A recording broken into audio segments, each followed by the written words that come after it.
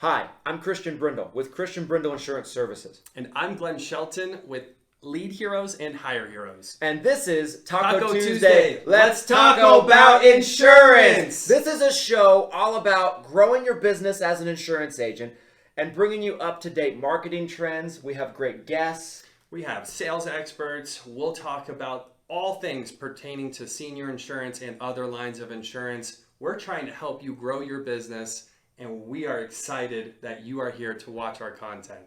If you enjoy this episode, make sure to like the episode, subscribe to any platform that you enjoy to listen on, make sure to leave a 5-star review if it allows it, and we'll see you on the episode. We'll see you in there.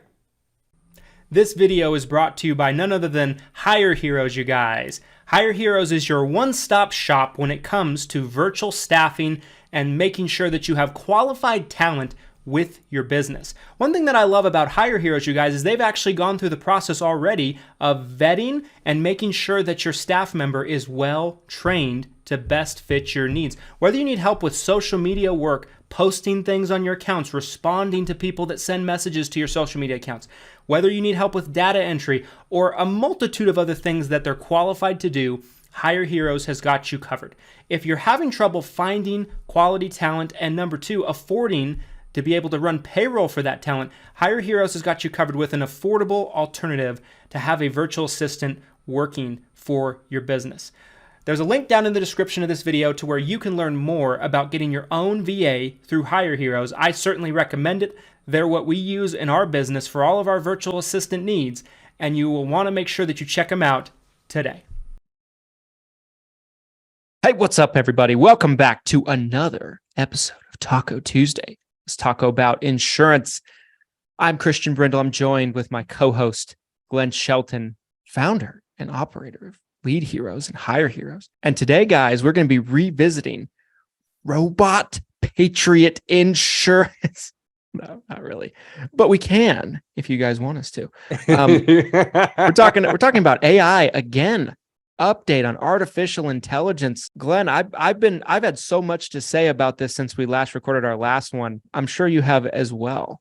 A lot of AI stuff going on. A lot of AI stuff going on. And the interesting part with AI, you guys, if you're following any of it, is that it changes very fast. We actually just had a conversation a moment ago about compliance and how every month this year, it's changed. The conversation's evolved. I would put AI in that same exact category. It seems like every month there's something new or some new company getting into it. And yeah, I would love to have a follow-up conversation, kind of talk more about this. And maybe this is like a reoccurring segment. We could probably do a monthly AI episode, honestly, with all the changes. But yeah, I guess we'll say, what do you feel like is the latest right now that you're seeing or that you're hearing agents talk about with AI? Man, I've been asked countless times to do a video to talk about Ask Integrity AI.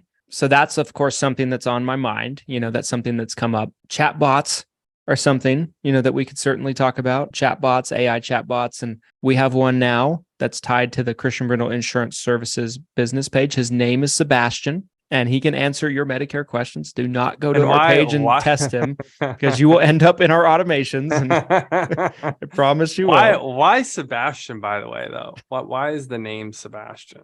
I Googled, intelligent sounding names like, No. And that's the first one that came.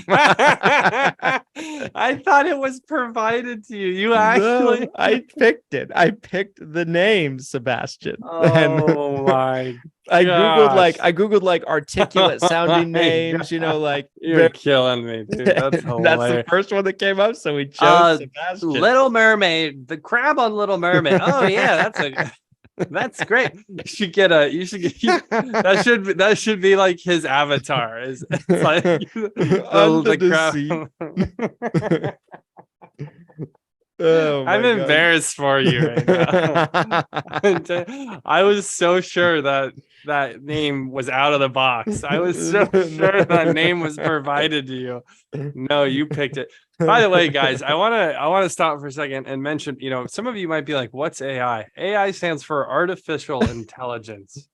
So, we're at a point now with technology, with software programs where they're becoming smarter. They're learning how to kind of think and do some things. The one thing that I will say right away is I think so much of this AI conversation is so overblown and overhyped. I love AI. We use certain AI tools daily at this point. There are certain AI tools that are getting used either on a daily basis or on a weekly basis at Lead Heroes, at Hire Heroes, to help us do things better and more efficiently. And it's awesome. I would also say that there's people I've seen post in the group that have said stuff like, all admin tasks and all phone related tasks are going away. AI is going to start handling everything. It's over, you guys. Like, good luck. Like, universal basic income needs to start right now. Otherwise, we're screwed as a society. Like, those conversations, I'm just, they're ridiculous. Yeah. Like, yeah. Let me ask you this question. Is it fair to say AI at this point right now is just like a step up from automation?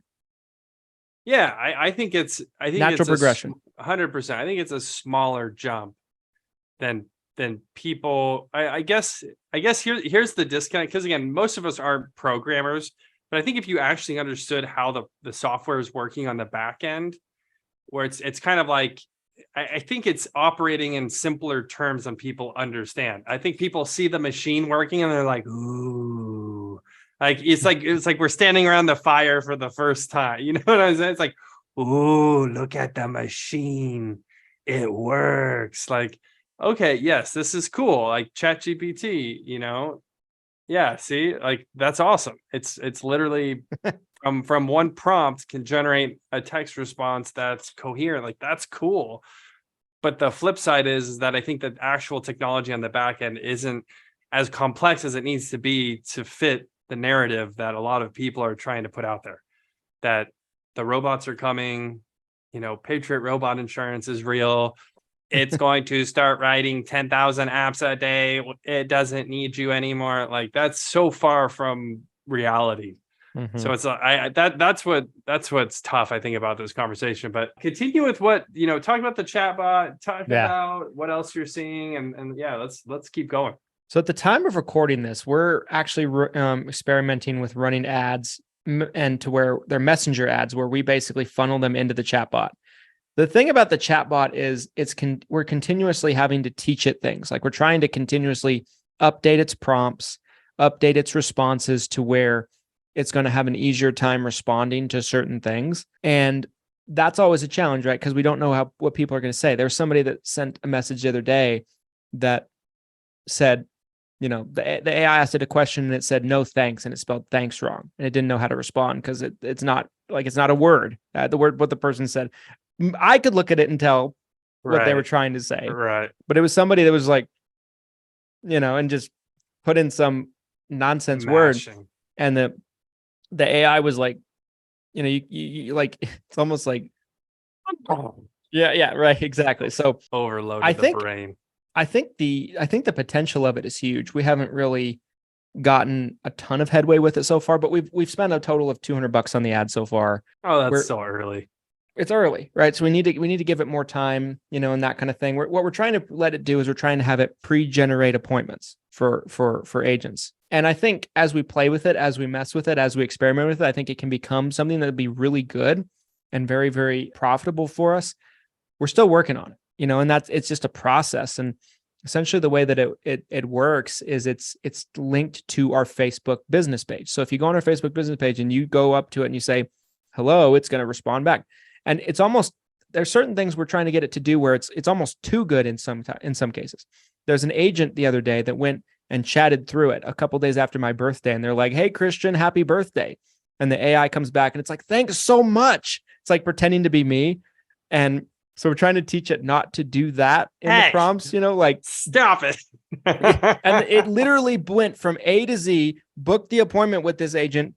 And the agent thought he had a call with me and he thought he talked to me the whole time. Wow. Like, okay. So that was one of the better conversations that it had, but it didn't do us any good. I didn't want to talk to this person. And see, I would argue that a well-created automation funnel would probably work better than an AI chat funnel as Maybe of so. this moment right now. I also think, though, the other part of me says over time, especially if you keep teaching the AI model and you keep tweaking it and training it over time, and I don't know how much time and how much money you'd have to invest in it, but over time, it could get to the point where it was a valid option, a valid strategy. But it becomes one of those things where it's like, are you chasing the hot button issue, the shiny object, when the reality is like these tools that have been around for years, we're better off just using those. Right. Yeah. Is it going to work better? And I will say too, again, I've had people come to me like, Glenn, it's over, bud, pack it up. AI's here. Like, again, It's over. I'm running Pack a it up. I'm running a staffing company, right? Like, I'm running a staffing company, and there have been agents within the last 8 weeks. Like, I've had one agent in particular he's very rambunctious about AI. You'll see his posts in some of these groups, and he's just like, it's over, it's coming. And I'm just like, I honestly think right now it's making virtual assistants and low-level staff, I think we're giving them like an AR-15, and they've been shooting with a revolver. You know what I'm saying? You want to talk about an analogy here? Like, imagine giving a soldier who's been running around with like a 6-shooter trying to kill as many people as possible, and now you're giving them an AR-15, and you're like, hey, let's see how many people you can take out with this thing. We probably just got demonetized on every single platform with this analogy, but Thank you for that. Thank you. It's a really good tool, and you're going to have people who can get a lot more done with these really powerful tools. That's coming first. The AI revolution that wipes out all of these jobs and makes lawyers no longer relevant. That's much further down the line. For sure. Skynet. Yeah. Skynet is coming. I've asked ChatGPT many times late into the night if it is Skynet, if it will become Skynet. And it always reassures me there's nothing to worry about. It always reassures me that it's not going to hurt me. And I'm sure that's what Skynet would say if it was Skynet. Don't worry. Don't worry, little Billy. We're not going to hurt you. We're not going to take your job, little Billy. It's like iRobot. According to the second rule of robots, we cannot inflict any harm. It's like, okay. Rule number 3, see rules 1 and 2. Yeah. But no, I think I would agree with what you said. I think it's almost like an advancement of automation, because like automation is based on similar things, right? Prompts, triggers, responses, those kind of things. So it's almost like the next level of automation. I don't think people realize that they're basically like cousins in a lot of ways. Yeah. Like when you think about chatbots and things like that, and there's more advanced AI tools available now than others, right? There's certain kinds that aren't chatbot related and things like that. But I think I agree with you. I think, we're so far away, and I think this year in particular, especially when ChatGPT came out at the end of last year, no one had seen anything like that before. And it was almost like you kind of knew it was available. You kind of knew it was kind of being developed, but then all of a sudden it's there, and it's like, oh my gosh, we're here, just like snapping your fingers. And I think that's where people maybe got carried away with it, probably myself included. I made all kinds of doom and gloom YouTube videos. Sorry, guys. And this Ask Integrity AI, did you get a chance to see the demo? Before you answer, I will say this. I saw the demo months ago in Dallas at the Integrity Partner event from stage, and it reminded me of the early stage, like Steve Jobs, Apple, like product launches. It's like where he's like, ladies and gentlemen, the iPod. It reminded me of that. Yeah. And the whole room stood up, standing ovation. Like everyone was just over the moon about this thing. The same video that they've been running as an ad. Everybody's seen it now. Have you seen it yet? And if you have, what are your thoughts? I saw a little bit of it. I don't believe I saw the entire product launch video. So maybe I saw like a highlight of the product launch video. I think, man, there's other tools on the marketplace that can do similar things.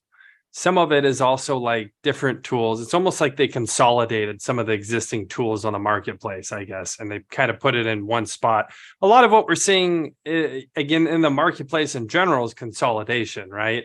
Over a year, it's like all of a sudden, instead of having 5 tools, you're down to 2 tools. So I think that was my first reaction was, they've consolidated some of these tools into one spot.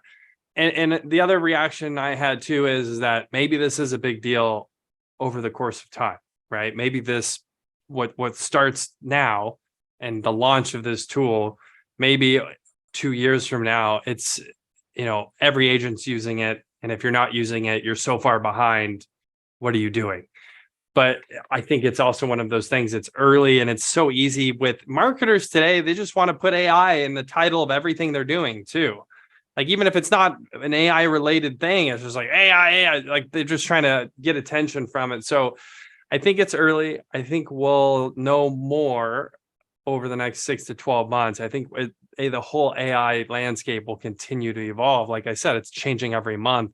I would love to know by this time next year, what's the AI tool everyone's using? Is the Integrity AI? Did this evolve and become something, significantly more useful than we even thought it would be? But what are your thoughts? Obviously, you're extremely biased, so I don't know if we really want to hear them. But I guess I'll go ahead and ask anyways. Christian Brindle, one of the latest Integrity partners, and his thoughts on Ask Integrity AI. Christian, go ahead. So I'm going to try to be incredibly objective here. So with the day that it launched, or that the announcement was put out, I posted in the Facebook group that I thought it was going to change the way agents did business. I got a lot of pushback on that. Mostly from people with other organizations and things like that. Right. They're like, I do think that the tool is really cool compared to other tools that other IMOs and FMOs have available. It's essentially what Integrity is trying to do is they're trying to build a platform that agents almost like can't do business without. That's what they're trying to do, right? So they started with the quoting and enrollment tools. They have, Sunfire, Connecture, CSG. Right. CSG has been around for such a long time. It's been around since I was getting in the business, probably you as well. Integrity goes on by CSG. And so, they put these things in there. Now, then they develop Lead Center. They have Thomas Arts generating leads. They put them in Lead Center. They're working with Lead Concepts now to do direct mail campaigns at a discount, all through Lead Center. It's all tied to Medicare Center. Now they have this AI attached to the CRM inside of Medicare Center. So they're trying to make it to where you can have your CRM inside of it. You can do your quoting and enrollment inside of it. You can buy your leads inside of it. You can have your calls recorded inside of it. They have a call center, a call number that you can use, and it will record your calls and keep it in the CRM. So that's what they're trying to do. They're trying to build as much value into this platform in Medicare Center as much as possible, to where, like, when another IMO has like this platform over here and this platform over there and this platform over here, it's going to look stupid by comparison. Right. And I didn't mean that like in a biased term, but it's going to look inefficient. It's true. And that's what they're trying to do. And I think it ties very neatly into what they're trying to do. I think it's really a cool tool from what I've seen. I haven't used it myself yet. I don't even know if it's even available yet in the Medicare Center accounts. I haven't seen it yet, but I know it's coming. It's supposed to be available before AEP. Right. But what I think is so cool about it is, it can literally, if you put your client's information in there, the more information you put in there, kind of similar to ChatGPT, the more specific you get with your questions, the more better an answer you're going to get. The more information you put about the client into the Medicare Center CRM, like if it has their meds, if it has their doctors, if you put in the notes, Mr. Johnson has a cat named Fluffy and he loves his cat more than anything. Like, you can literally ask it, can you give me the rundown of Mr. Johnson? I can't remember. He just called me and I'm on the road. Right. And it'll be on an app on your phone, and it will say, Mr. Johnson has a cat named Fluffy. Mr. Johnson, his favorite color is blue.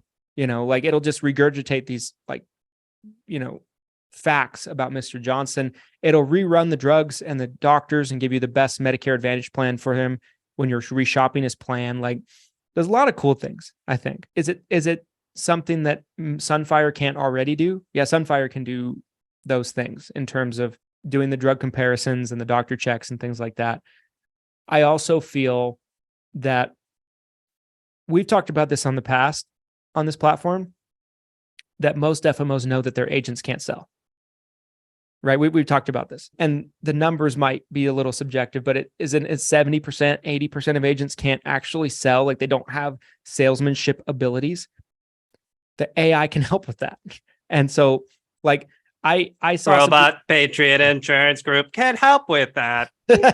we will close your deals. We will write 10,000 apps per day for you on your behalf compliantly. Until we figure out that we can keep all the money and do it without you. Get our own contracts. Universal basic income will be available for agents. Beep, boop.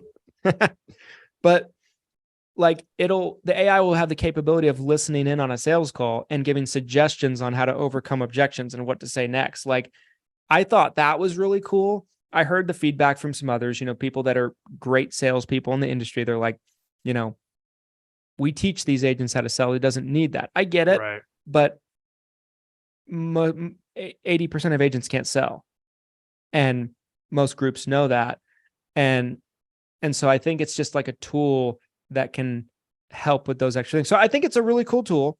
But I do agree with you from the standpoint that what it's going to grow into is more interesting than what it is today. But it is a very valuable tool, I think, right away. Yeah, I think you kind of hit it on the nose. Like it wasn't that it was like in and of itself. I don't think it was a technological breakthrough. But like for example, that AI software, when you're talking about like giving you sales tips and recording it and like telling you what to say, that there's third-party software that already does that. So I view the tool as it's almost like they're APIing these tools that already exist into one single platform, which can be valuable for sure if it's going to save you time because you're already on the platform. You don't have to have 4 or 5 different platforms you're trying to balance. I think there is value in consolidation just by that. But yeah, I'm more curious, like, next year, are you going to be able to hit a button and it'll go through and you can have like an automated drip system that goes out to all of your beneficiaries that says, hey, this is the plan you're on. This is the plan we'd recommend. Click here to sign a new SOA. Click here to schedule an appointment with Christian. And then it's just like dripping on them over and over and over and doing all of that work for you. And then you're just literally like looking at the screen and it's telling you like last communication and like, this is the plan they need to go on. This is the plan they're on. Mr. Jones might be agitated because of this medication he's on. Like, is it getting like crazy hyper specific and you're just like in the chair sitting there, like operating the robot? I mean, is that where we're going? I don't know. Well, I don't know. I don't know. I don't know the answer to that either, but it'll be interesting to kind of see. The way it was explained to me, and I definitely think it's great marketing to explain it this way, is all the agents will have a free AI assistant in their platform, just basically there for them. Right. And yeah, I mean, I think it can do a lot of things. But there's a lot of advancements I think that will be made. It looks very shiny. It's a very shiny object. I think it's a cool tool. It really is. The other thing I thought that was funny was like, there's certain people that were like, I was expecting more. And I responded to one person. I was like, what were you expecting? Like pre-filled apps? Like, I'm like, what were you honestly like expecting? Like, what did you think it was going to do more than what it's already doing? Disappointed. I was disappointed in integrity right now. Yeah, like my thought process to those kind of people was like, who else is doing anything like this in the industry? Like that's in the IMO space, the FMO space. Like, who else is having a tool like this available for agents? I don't think there's anybody. Some of the big competitors of integrity, I think they're doing the multi-platform approach. Yeah. They're trying to get the tools in the agent's hand, but they're like, again, it's like, well, here's go high level and here's, a quoting tool and here's an AI tool. And like, I think it's more of this multi-platform, but which again, I think there is value in consolidation for sure. And you'll probably end up ahead at some point for sure if you're consolidating, because you'll just consolidate faster. You'll get to a further place technologically. But Christian, any other thoughts regarding AI tools, conversations that you're having or you're seeing in the industry around AI? I would say, I'm sure that it's something that you as an agent, if you're watching this, want to keep up on, because as it goes, 5 years from now, it might get to the point where if you're not using AI at all, you're just going to absolutely get wrecked. by the people that are. 100%. I don't know if we're there right now, but like finding ways to ingratiate it into your business now is probably a good idea. And then as that goes, it won't be as difficult of a learning curve for you as it really starts to advance as time goes on. I think as time goes on, it's just going to get a little bit better and a little bit better and a little bit better until it is a tool that you need to do business. So that's kind of my thoughts on it. I think that it's interesting for sure. It's definitely a fascination topic for a lot of people. My dad started using ChatGPT. My dad's like almost 70, and my mom is listening on, my mom listens to these like Christian radio stations and things like that. And they're talking about how evil AI is and how it's going to it's from Satan and stuff.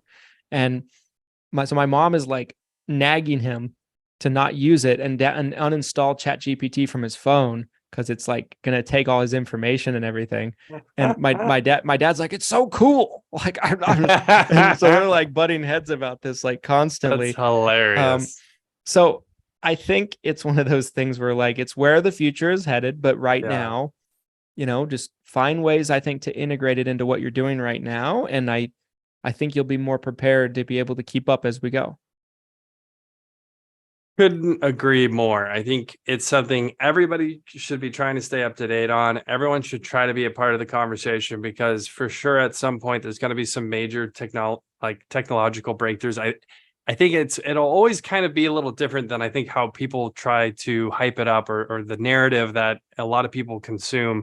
I think it's always going to be a little different. So, try to stay grounded in some of these conversations, but I think we're just at the start of it. It's very similar to really almost where like the very beginning automation was in a lot of ways, where I remember when email automations were a really big deal, where you could send a sequence of emails based on someone's response, or if they've responded at all to the original email, something as simple as that. And that's still a really powerful tool.